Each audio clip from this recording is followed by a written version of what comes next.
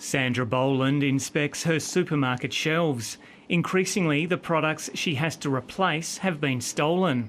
She says thieves are now more brazen than ever before.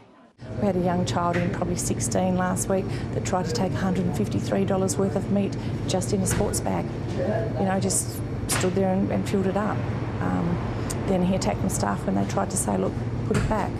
Ms Boland says shoplifting is costing her thousands of dollars every year, and she's not alone.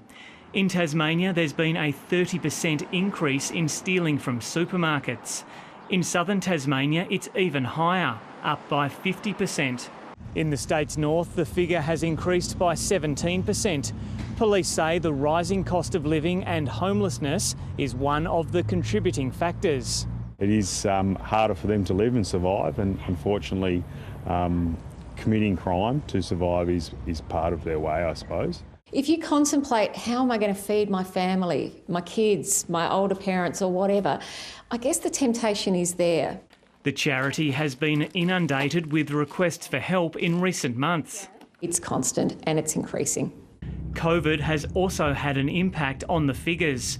Crime rates across Tasmania increased after the lifting of COVID restrictions. I guess it's a cyclic thing, like all crime and all parts of policing. These trends tend to rise and fall. At the moment, it's having major consequences for local supermarkets. They're very young, they're very violent now.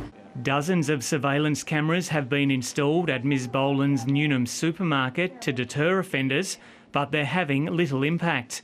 Some offenders are destructive when they get caught. There's not enough that scares them or stops them, but the police do what they can.